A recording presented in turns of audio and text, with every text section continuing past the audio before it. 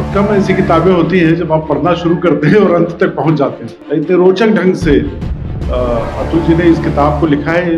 विश्वास नहीं होता है कि इन्होंने पहली बार जो है इस विधा में कलम उठाई है।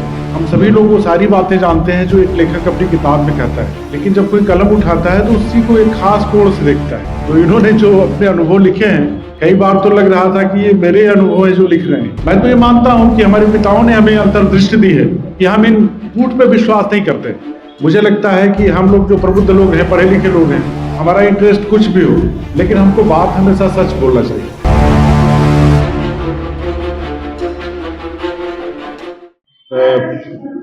आज की सभा के अध्यक्ष आदरणीय स्वप्निल श्रीवास्तव जी, अखिलेश कुमार जी, बेदी जी, और जिनके निमित्त आज हम लोग यहाँ इकट्ठा हुए हैं, अतुल यादव जी, और यहाँ बैठे सभागार में बैठे हुए ढेर सारे राम जी भाई और मित्रों, मैं आप लोगों का आभारी हूँ कि आप लोगों ने मुझे इस इतने बढ़िया अवसर पे बुलाया है। ये किताब जो है 27 साल बाद, जब ये आप कह सकते हैं कि विमोचन के पहले ही मेरे हाथ में आ गई थी, क्योंकि यहाँ एक दायित्व दिया गया था कि हम लोगों को कुछ बात रखनी है इस पे।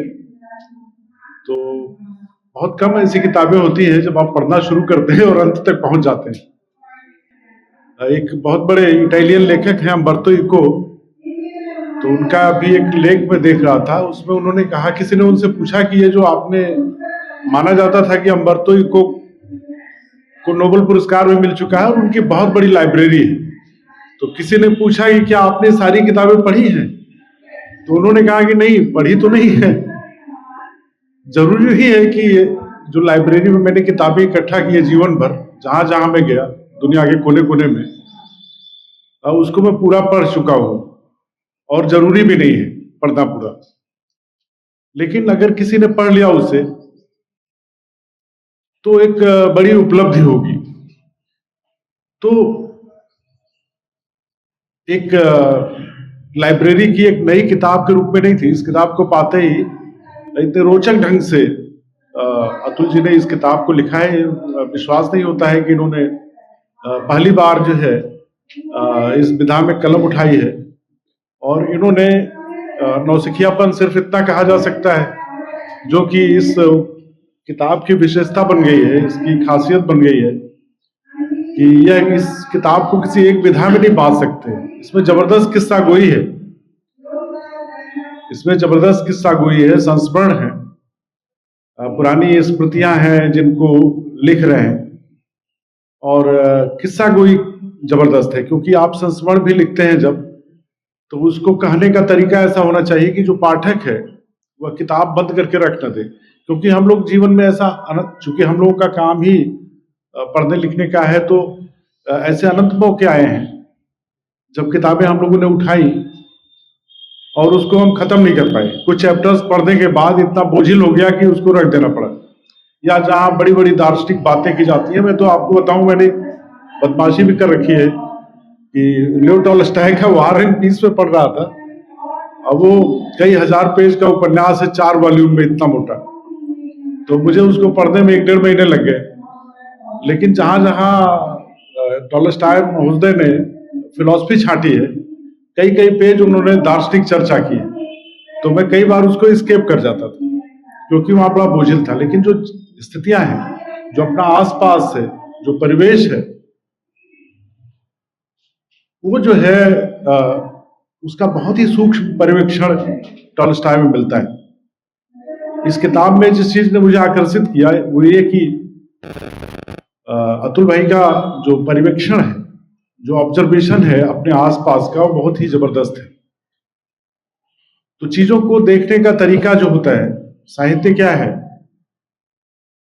हम सभी लोग वो सारी बातें जानते हैं जो एक लेखक अपनी किताब में कहता है, लेकिन जब कोई कलम उठाता है तो उसी को एक खास कोण से देखता है। तो जैसे प्रिज्म में से लाइट जाती है तो तिरछी होके जाती है, तो साहित्य भी जो है, जो उसका अर्थ निकलता है जो शब्दों का, वो तिर्यक ही निकलता है। क्योंकि सीधे अगर आप शब्द का अर्थ लेंगे तो साहित्य नहीं रह जाएगा। शब्द और अर्थ के गिरा आरथ जल बीच सम, कहियत भिन्न न भिन्न। तुलसीदास थे रामचरितमानस में। गिरा माने शब्द और अर्थ का रिश्ता ऐसे है जैसे कि जल और लहर का संबंध है। दोनों को आप भिन्न नहीं कह सकते, दोनों भिन्न हैं, दिखते हैं भिन्न, कि जल है तालाब में और उसमें लहर उठ रही है, लेकिन वो अलग नहीं हो सकता क्योंकि दोनों एक है, उनका जो सत्य है एक है। जब भी कुछ लिखा जाता है तो हमेशा वो एक सकारात्मक चीज होता है। हर व्यक्ति का अनुभव अनोखा है, विलक्षण है। अतुल जी ने, इनकी और हमारी उम्र लगभग बराबर है क्योंकि 1968 ये भी है, मैं भी हूं। तो इन्होंने जो अपने अनुभव लिखे हैं, कई बार तो लग रहा था कि ये मेरे अनुभव है जो लिख रहे हैं, क्योंकि हम लोगों का पृष्ठभूमि भी काफी कुछ मिलती जुलती है। पिताओं का जो मामला है, गांव का मामला है। इलाहाबाद में भी रहे हैं 8 साल, मैं रहूंगा 10 साल।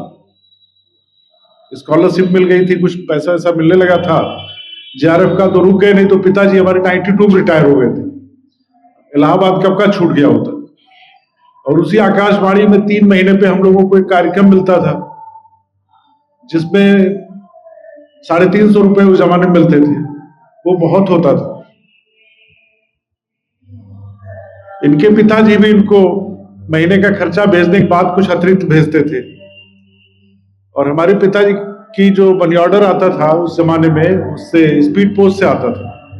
अभी मेरे घर पे बहुत सारी पर्चियां पड़ी होंगी कि महीने के शुरू में पैसा आता था और उनको मालूम था खा पी के मस्त हो गया होगा ये। फिर महीने के अंत में 25-26 में पैसा आता था 300 रुपए, और नीचे लिखा रहता था ये अंतरिम राहत है, अगले महीने का फिर जाएगा।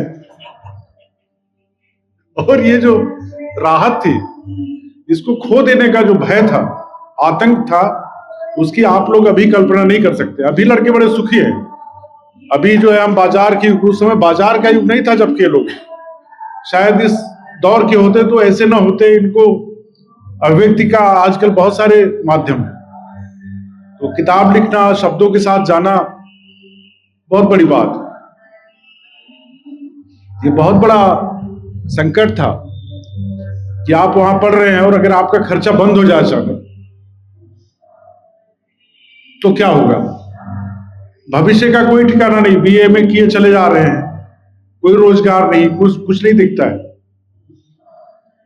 हमारे एक परिचित विद्यार्थी थे, फैजाबाद जिले के रहने वाले, तो इलाहाबाद जा रहे थे और उनका सूटकेस किसी ने स्टेशन से गायब कर दिया। उन दिनों गरीबी भी आज की तुलना में थोड़ा ज्यादा थी, तो इस तरह के भाई बंद भी घूमते रहते थे ट्रेनों में, बसों में। पलक झपकते जेब का कर दिया या सूटकेस उठा लिया, तो उनका सूटकेस लेके भाग गया कोई। तो कुछ दिन बाद उनके पिताजी की चिट्ठी आई। जाहिर है उन्होंने बताया होगा कि मेरा सूटकेस चला गया, उसमें पैसे थे चले गए, कपड़े चले गए, तो मुझे ये चाहिए। तो पिताजी ने पूरा पत्र लिखा था और उस पत्र का सार्वजनिक पाठ हुआ था। उन्हें 20 लोग बैठ के, जहां रहते थे हम लोग विद्यार्थी सारे कमरों में थे, बैठ के सुन रहे थे उसे। उन्होंने समझाया था कि देखो ऐसा है, फोकस्ड रहो, तुम्हारा एकाग्रता तुम्हारी भंग हो गई है, अभी नौजवान हो। सारा चिट्ठी लिखने के बाद, समझाने के बाद, फिर अंत में पुनश्च करके उन्होंने 2 लाइनें लिखी थी जो बहुत ही आतंककारी थी। उसको सुन के हम सारे लोगों के रोकटे खड़े हुए। उन्होंने लिखा था, मैं मानता हूं कि तुम अभी नौजवान हो और तुमको इन कागज के चंद टुकड़ों की कीमत नहीं मालूम है, लेकिन ये जान लो कि जिस दिन मैं कागज के चंद टुकड़े तुमको देना बंद कर दूंगा, तुम्हारे ख्वाबों के महल ताश के पत्ते की तरह बिखर जाएगी। अब ये जो डायलॉग था, हम लोगों की हालत खराब होगी। तो बहुत ही जीवंत वहां के अनुभव है। और मेरे ख्याल से अगर हम लोग कोशिश करते हैं कि एक किसान परिवार से आने की वजह से भी कि हम हम्बल रहें, तो वो जो संस्कार है उसी वजह से आया है। इस किताब में जो इनके पिताजी का व्यवहार है, इस किताब को पढ़ते हुए जहां जहां उनका, इस पूरी किताब में वो अंतर्ग्रथित है। जिस चैप्टर में वो नहीं है वहां भी पूरी तरह मौजूद है, क्योंकि उन्होंने जो जिस तरह बनाया है वो मौजूद है। चीजों को देखने का जो तरीका उन्होंने दिया है वो मौजूद है। अब मैं सोच रहा था कि ये कुछ कुछ मेरे पिताजी से मिलते जुलते हैं।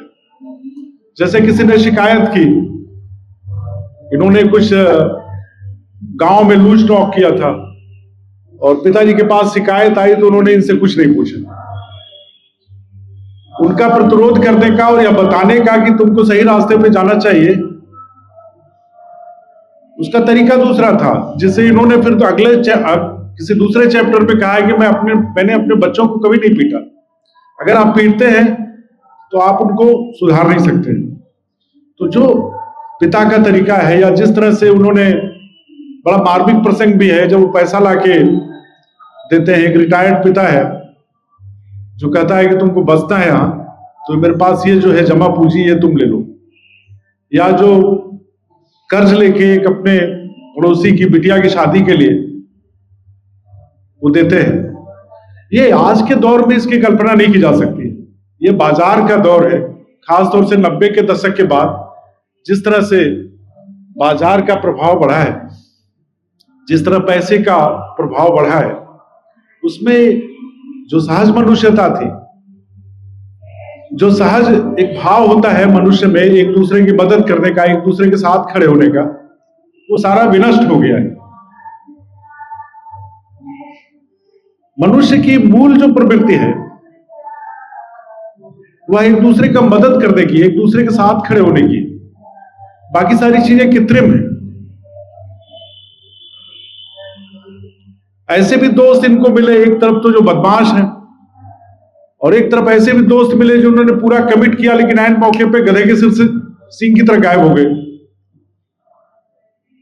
न उनका पैसा आया, न उनकी रिप्लाई आई।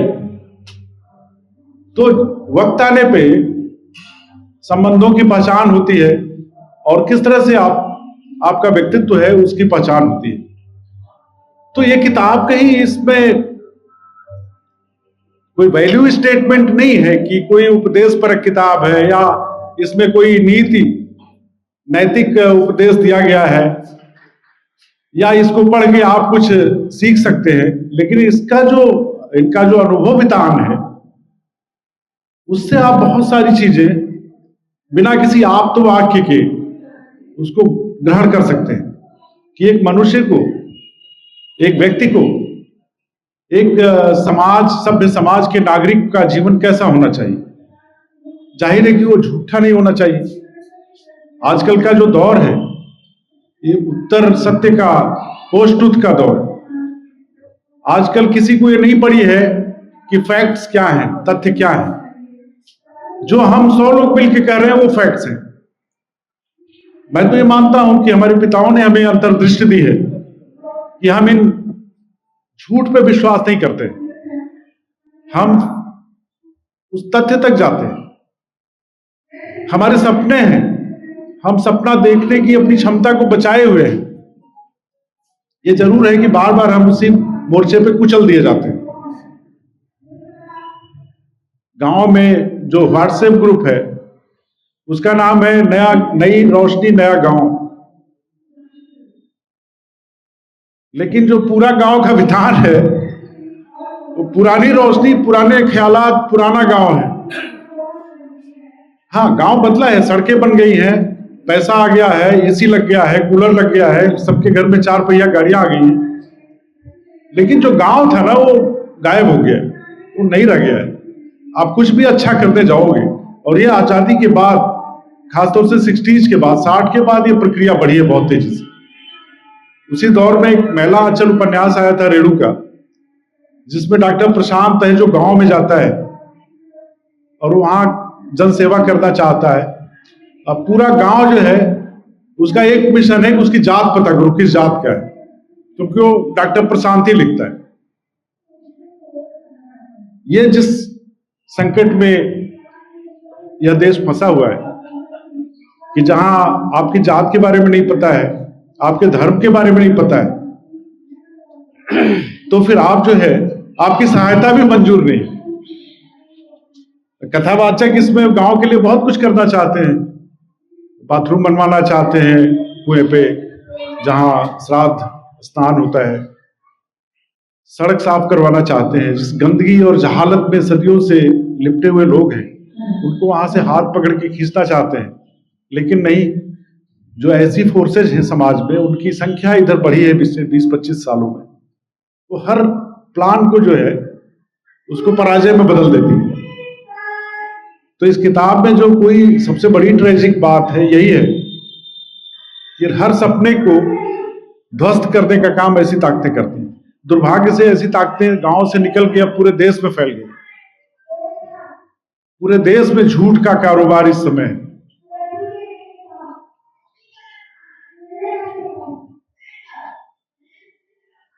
आप सच बोल के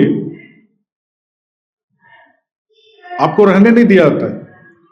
आप जो है लगातार आपकी इंटेग्रिटी को, लगातार आपका जो कमिटमेंट है उसको संदिग्ध बनाने की ऐसी ताकतें कोशिश करती हैं। और सहारा उनको किसका है? धर्म का है। और धर्म भी किसके नाम पे? मर्यादा पुरुषोत्तम के नाम पे। मुझे लगता है कि एक आध दो जगह इनका रेफरेंस आए हैं, लेकिन कुछ सरकारी नौकरी की बाध्यताएं भी होती हैं। मुझे लगता है कि हम लोग जो प्रबुद्ध लोग हैं, पढ़े लिखे लोग हैं, हमारा इंटरेस्ट कुछ भी हो, लेकिन हमको बात हमेशा सच बोलना चाहिए। जो सही है वो सही है, जो झूठ है वो झूठ है।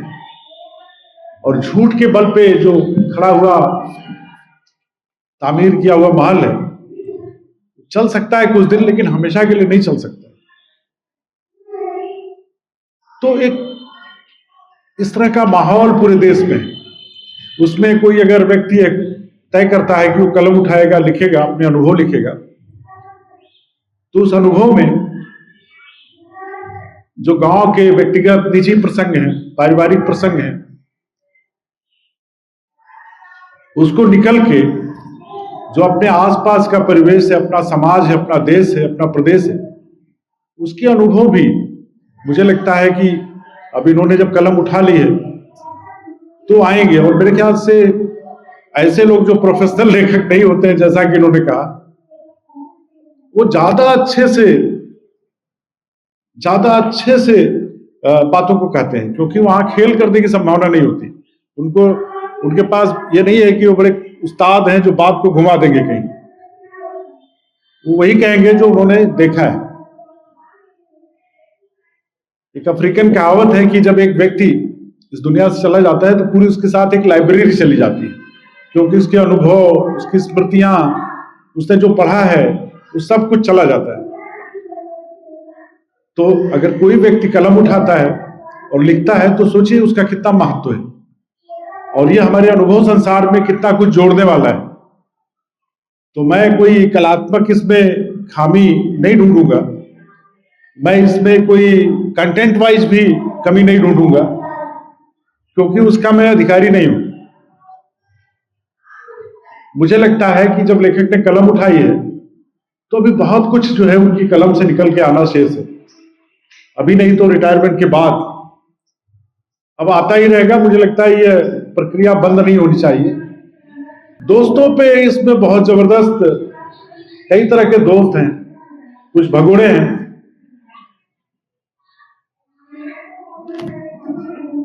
ऑस्कर वाइल्ड का एक बहुत ही प्रसिद्ध मैक्सिम है, कहा है उन्होंने कि जो सच्चा दोस्त होता है वो आपको बैक स्टैबिंग नहीं करता है, मैंने वो आपके पीठ में छुरा नहीं मारता है।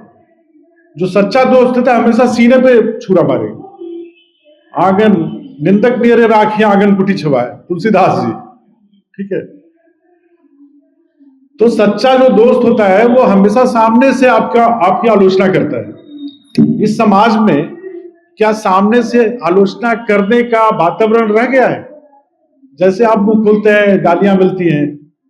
हम लोग अध्यापक हैं, हमको गालियां मिलती हैं, हम लोगों को धमकी दी जाती है। किस तरह का समाज हम बना रहे हैं? तो ऐसा एक सच्चा दोस्त मिलना, एक जीवन में अगर एक सच्चा दोस्त है आपका, तो उससे बड़ी उपलब्धि कुछ नहीं हो सकती। और मैं देखता हूं कि इस किताब को पढ़ के मुझे है कि इनके बहुत सारे दोस्त हैं। शायद इसलिए होंगे क्योंकि ये जो है, या हम सभी थोड़ा पुरानी पीढ़ी के लोग हैं। अभी जो इधर के लोग आए हैं, खासतौर से 90s के बाद बाजार के युग में, शायद उतना कमिटमेंट या उतना उदार दृष्टि नहीं है वहां हर चीज के लिए अफरा तफरी है, भागम भाग है, हर चीज को तुरंत हासिल कर लेने की जिद है, उसके लिए कीमत कोई भी हो। अगर दोस्त की बल चढ़ानी है, दोस्ती की बल चढ़ानी है, चढ़ा दो। तो अगर इस तरह का कि वातावरण से निकल के लेखक आया है और उसने अपनी अपनी जो किताब है उसमें इन सब बातों को कहा है, तो मुझे लगता है कि किसी आप्तवाक्य से ज्यादा सीखने के लिए है ये सब चीज। हम लोग एक सिविल सोसाइटी के नागरिक के रूप में अपनी दृष्टि को उदार रखें, एक सामाजिक जो भाईचारा होता है उसको बना के रखें, एक दूसरे से मिलते जुलते रहे एज ए ह्यूमन बीइंग, एक मनुष्य के रूप में, न कि जाति के रूप में या धर्म के रूप में। आजकल धर्म का बड़ा जोर है समाज में। मुझे नहीं लगता है कि ये इसके पीछे कोई धार्मिक चेतना है। बड़ा कंट्रोवर्शियल विषय है। सब कुछ जो है राजनीति पे कुर्बान कर दिया गया है। जो आपकी एक निजी भावना, आपका जो धार्मिक आस्था था, उसे भी राजनीति के ऊपर कुर्बान कर दिया गया। सब कुछ पॉलिटिकल है। तो मर्यादा पुरुषोत्तम के कदमों पे अगर उनके बताए रास्ते पे जाना है, राम के रास्ते पे जाना है, तो उनके जैसा आचरण भी जरूरी है। और वायलेंस, हिंसा, एक दूसरे को कत्ल करना, एक दूसरे की नीचे गिराना, ये ह्यूमन, मनुष्य का नेचुरल प्राकृतिक चरित्र नहीं है। सभी एक दूसरे की मदद करना चाहते हैं। तो इस कृत्रिमता में समाज ना फंसे, इसके लिए लेखकों कलाकारों को जागृत रहना ही चाहिए। और इस किताब को पढ़ के भी जो आपको संस्कार मिलेंगे, कोई आप्तवाक्य नहीं मिलेगा, लेकिन संस्कार ऐसे मिलेंगे जो आपको एक बेहतर नागरिक बनाने की तरफ ले जाएंगे। तो इससे बड़ी उपलब्धि क्या हो सकती है किसी किताब की।